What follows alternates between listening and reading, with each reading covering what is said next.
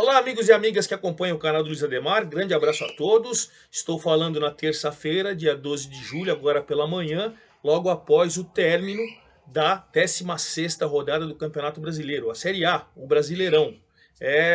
E olha, faltam só 3 rodadas para terminar o primeiro turno, a briga ali entre os 6 primeiros colocados. Vamos lembrar que os 4 primeiros vão direto para a Libertadores. O quinto e o sexto vão para uma fase inicial antes da fase de grupos da Libertadores. E evidentemente essa briga aí é sempre o principal destaque. Entre os 6 primeiros continuam os mesmos e vão continuar por mais uma rodada, porque o sexto é o Atlético Paranaense com 27 e o sétimo é o São Paulo com 23, ou seja, tem 4 pontos de diferença. A briga pelo G6 não vai mudar nem na próxima rodada, mas tem uma movimentação. O Palmeiras segue líder, o Corinthians voltou a assumir a vice-liderança, o Internacional foi para a terceira colocação, o Atlético Mineiro caiu da terceira para a quarta colocação, o Fluminense subiu da sexta para a quinta e o Atlético Paranaense, que era o vice-líder, caiu 4 posições e veio para o sexto lugar. Então veja que a movimentação entre os 6 continua a mesma. Lá na zona de rebaixamento também temos novidades. O Goiás saiu, o Cuiabá também saiu, Ceará e Atlético Goianiense voltaram. Então veja que uma rodada, 3 pontos, está fazendo a diferença lá embaixo. Você vai tendo uma movimentação. No G6, ele permanece o mesmo, com movimentação entre os 6 primeiros. Mas não tem o sétimo chegando. E já na zona de rebaixamento, não. Qualquer resultado positivo, você tem mudanças. Vou explicar tudo para vocês. Antes de mais nada, vou convidá-los a fazer inscrição no canal do Luiz Ademar. Ativar o sininho, hein? Cada novo vídeo você vai sendo avisado. Já gravei a Série B. Já gravei a última divisão do Campeonato Paulista. Estou gravando aqui a Série A. Daqui a pouquinho vou gravar a Série C, que terminou ontem também. Daqui a pouquinho vou gravar a Série D. Então, para você que curte vídeos, tem sempre novidades para vocês lá, perfeito? E também dê o seu like, dê o seu joinha lá e dê a sua opinião. Principalmente faça a sua pergunta. Eu faço sempre essa troca de ideias, a mesma que eu faço lá no meu Twitter, Luiz Ademar JR, Luiz com Z, certo? Então vamos lá. Vamos começar falando do G6, vamos começar falando do líder. O Palmeiras foi jogar com o Lanterna, duelo dos opostos, mas o Lanterna Fortaleza. Fortaleza que foi eliminado na Libertadores, não foi para as quartas de final e agora vai concentrar força na Copa do Brasil, onde essa semana ele joga com o Ceará, ganhou o primeiro jogo por 2-0, né? E aí precisa ver o que ele vai fazer, porque evidentemente acredito que na Copa do Brasil já tem uma vantagem, claro, vai querer se classificar por parte financeira e tudo, e precisa se concentrar principalmente no Brasileiro, onde é o Lanterna, e está numa situação delicada. Fortaleza é o Lanterna com 11 pontos, o Avaí, que é o primeiro fora, tem 18, são 7 pontos, quase 3 rodadas, né? Então, claro, tem todo o segundo turno, tem mais 3 rodadas do primeiro, mas o Fortaleza deu uma estacionada ali na última colocação. O empate 0-0 foi bom. Teve um gol até para o Fortaleza, o Zé Elisson, logo nos 3 minutos do primeiro tempo, mas no início da jogada o VAR detectou realmente que houve um toque de mão, não dá para reclamar. O jogo acabou com alguns minutos de antecedência, porque acabou a luz, por sorte já estava nos 45 para 46, estava só nos acréscimos, acho que tinha mais 2 minutos só para acrescentar, então não teve prejuízo. 0-0, o Palmeiras manteve a primeira colocação com 30 pontos. É verdade que nas últimas partidas no Brasileiro, o Palmeiras deu uma estacionada, perdeu, empatou e tal, mas mesmo se dividindo em 3 competições, Copa do Brasil, que tem jogo quinta-feira agora com São Paulo, Libertadores, que está classificado para as quartas de final, vai enfrentar o Atlético Mineiro, e o Brasileiro, o Palmeiras está se dando bem, está na liderança, não dá para você reclamar, né? No Palmeiras, a movimentação de mercado, você percebe que, eu estava até anotando aqui de quem chegou e quem saiu, o Palmeiras contratou o Lopes e o Merentiel. Perfeito, 2 atacantes e tal. E o Scarpa anunciou que vai para o futebol inglês no final do ano, perfeito, vai cumprir seu contrato, está cumprindo com correção e tudo. Então, nessa janela ele não perde o Scarpa, vai ganhar os 2 atacantes, o Lopes e o Merentiel. E evidentemente vai ficar ainda mais forte. Final do ano saiu o Scarpa.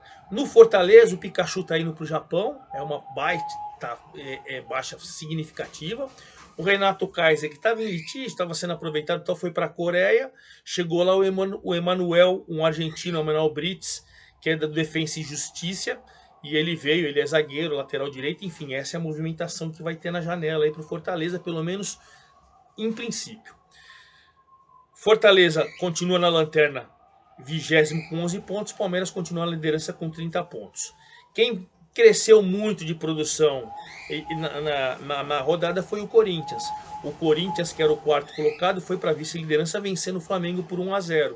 Corinthians, apesar de todos os desfalques, o Flamengo também tinha desfalques, mas foi um jogo até interessante, um jogo bem disputado, que caminhava para o empate de 0-0. Verdade seja dita, caminhava para o empate. Até que veio um cruzamento do Mosquito no segundo tempo, e o Rodinei fez um gol contra, assim, não sei se eu falo de grossura ou de categoria.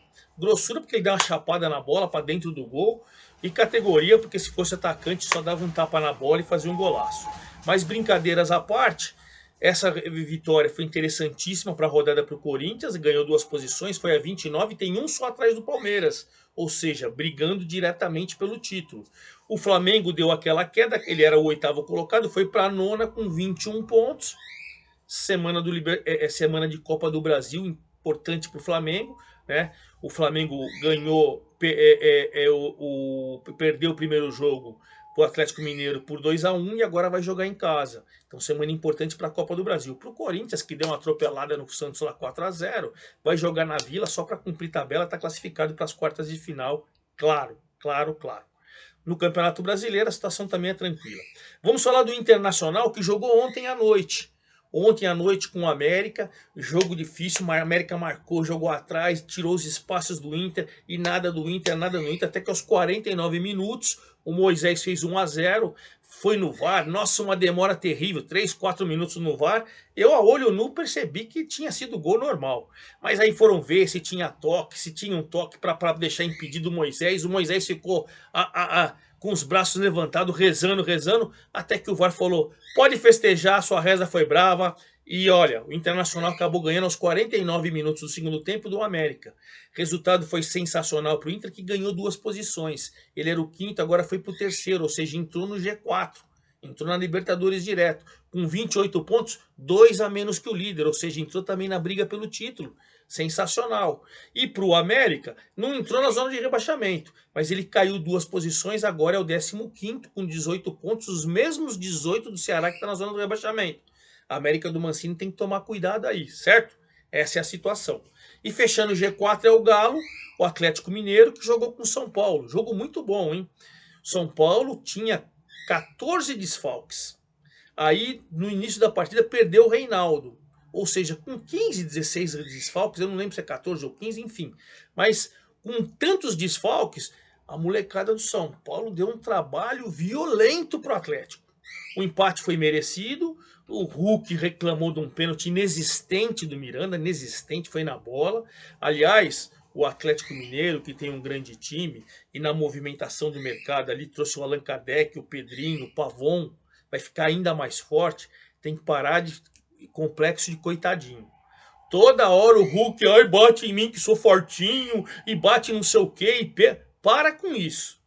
Tem time para brigar, tem 28 pontos, 2 abaixo do Palmeiras. Agora vem duelos interessantíssimos com o Palmeiras pela Libertadores e com o Flamengo pela Copa do Brasil. Pensa como time gigante que você é. Para de coitadinho. O São Paulo foi lá e fez ponto precioso com um time mistão, mas era o que tinha. E o Atlético não conseguiu vencer, poupando alguns jogadores também para a Copa do Brasil. Atlético Mineiro, 4º colocado, os mesmos 28 do Inter, mas nos critérios é o 4º, só 2 do líder. São Paulo, 7º com 23. Continua em 7º lugar. Beleza para o São Paulo, que trouxe o Marcos Guilherme na contratação do mercado e anunciou a negociação do Sara e do Rigoni. Então esses dois estão saindo, o Rigoni vai para o futebol norte-americano, o Sara para o futebol inglês. São Paulo tinha uma cota para vender 162 milhões esse ano, já passou dos 180, já dá para parar de vender, de repente até contratar alguém, vai se saber, vamos ver. Mas 0-0 São Paulo e Galo.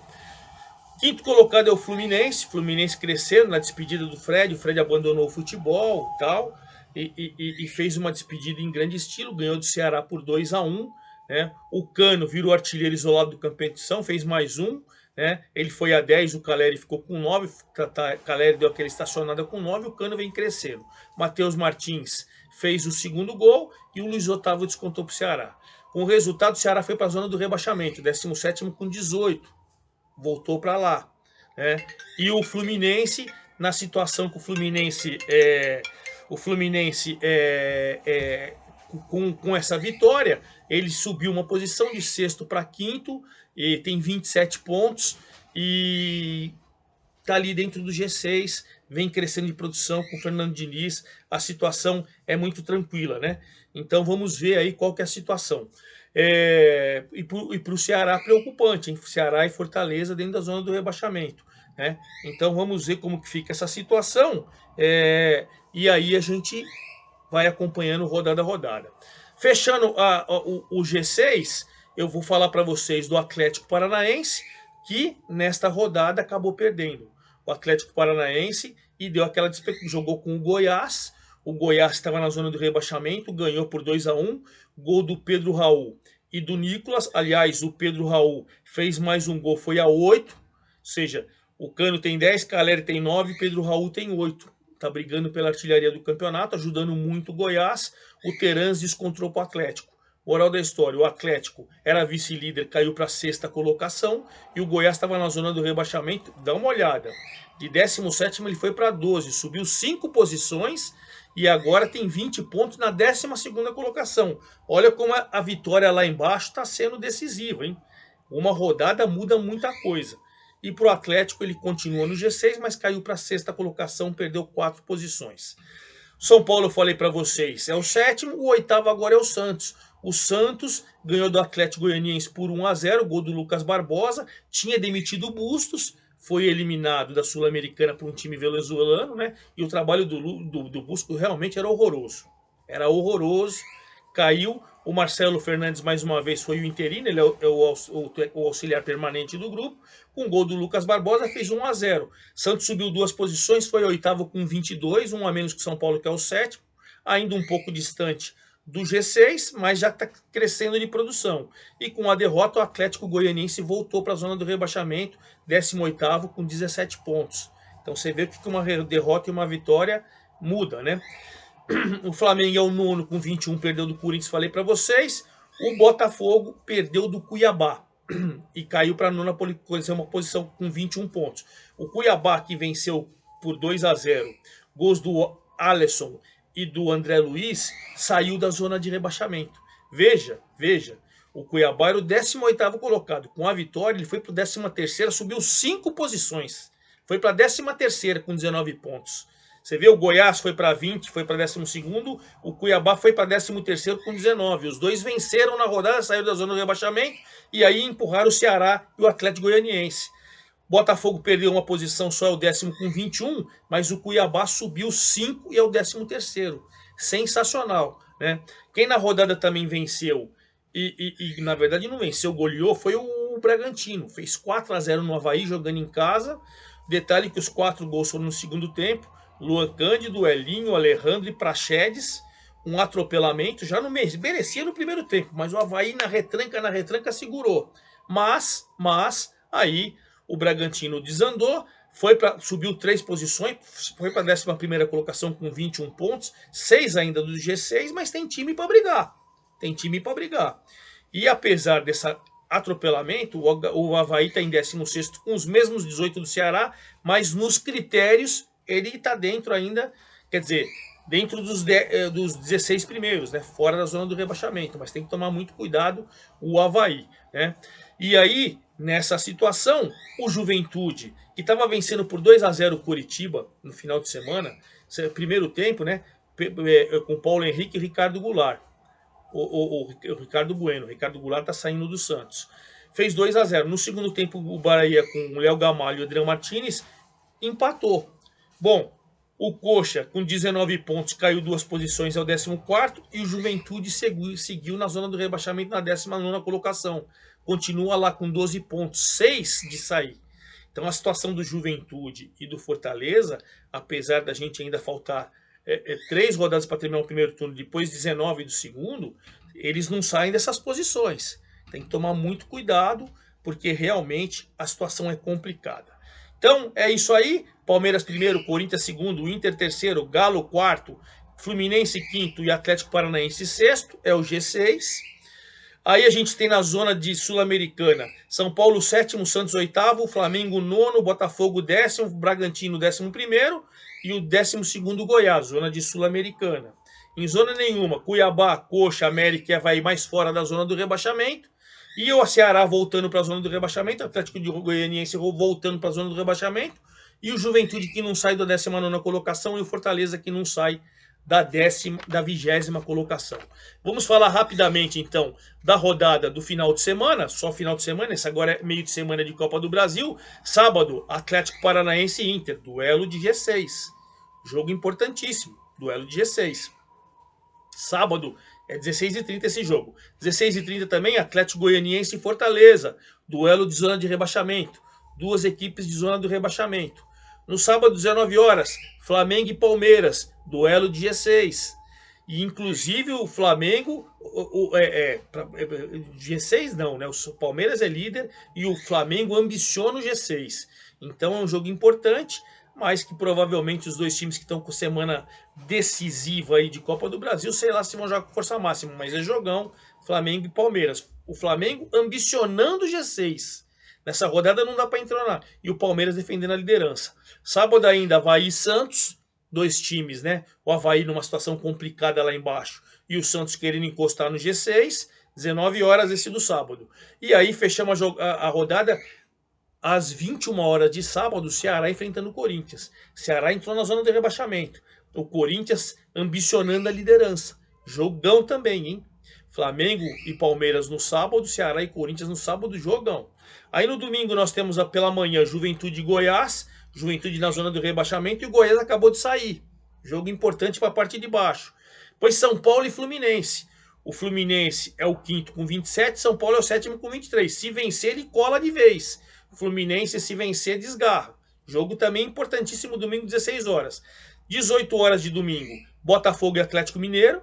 Botafogo ambicionando o G6 e o Atlético Mineiro ambicionando a liderança. Aí a gente tem às 19 horas, América e Bragantino, dois times ali no bloco intermediário, mas que não podem vacilar para ir para a zona do rebaixamento. E aí na segunda-feira a gente encerra com Palmeiras e Cuiabá no Allianz Parque. E claro, na segunda noite ou na próxima terça, eu venho com todo o rescaldão da 17ª rodada do Campeonato Paulista. É isso aí, forte abraço a todos, até a próxima!